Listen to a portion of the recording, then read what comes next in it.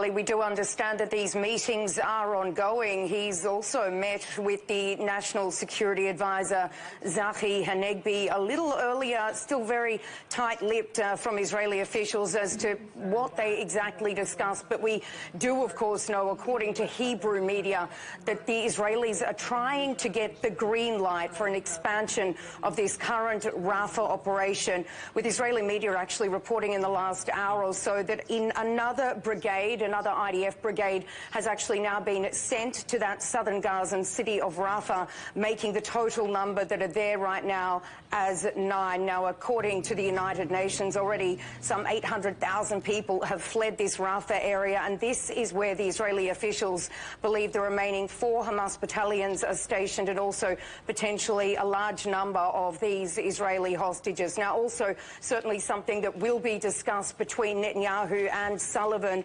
is this potential to normalise ties with Saudi Arabia. Of course, Jake Sullivan has just returned from a trip to Saudi Arabia. He was there speaking to the Crown Prince Mohammed bin Salman a little earlier this morning, and this was something that was discussed. Now, Saudi state media has released a bit of a readout as to what happened between the pair. They said the two-state solution was discussed that meets the aspirations and legitimate rights of the Palestinian people. They also talked about the situation in Gaza, the immediate need for a ceasefire, and also these ongoing humanitarian efforts. Now, Sarah, of course, this is external pressure, but there's a lot going on internally in Israel, particularly within the Prime Minister's war cabinet. Tell us about that. There certainly is. There is just so much division right now here in Israel, both on the ground and also within the realm of Israeli politics. It was the War Cabinet member, Benny Ganz. Last night, he issued an ultimatum to the Prime Minister Netanyahu, saying that right now there is really no vision, no clear plan forward as to where to go once this war is over. Now, he laid out a 6-point plan. I'll run you through that.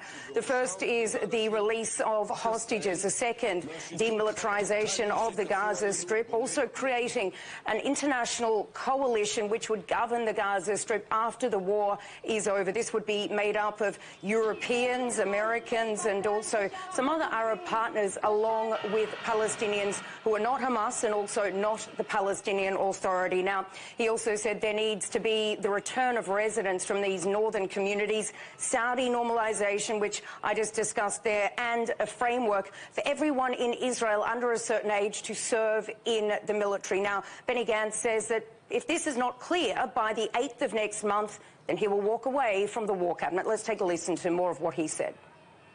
The people of Israel are watching you. You must choose between Zionism and cynicism, between unity and factions, between responsibility and lawlessness, between victory and disaster. If you put the national over personal and choose to follow in the footsteps of Herzl, Ben-Gurion, Begin and Rabin, you will find in us partners in the struggle. But if you choose the path of fanatics and lead the entire nation to the abyss, we will be forced to quit the government. This comes as thousands of Israeli protesters took to the streets right here in Tel Aviv overnight. They are demanding that these remaining 124 Israeli hostages that are still being held in the Gaza Strip, that they be brought home now through any means possible. Also calling for the immediate resignation of the Prime Minister Netanyahu and fresh elections to be held. All right, thank you so much.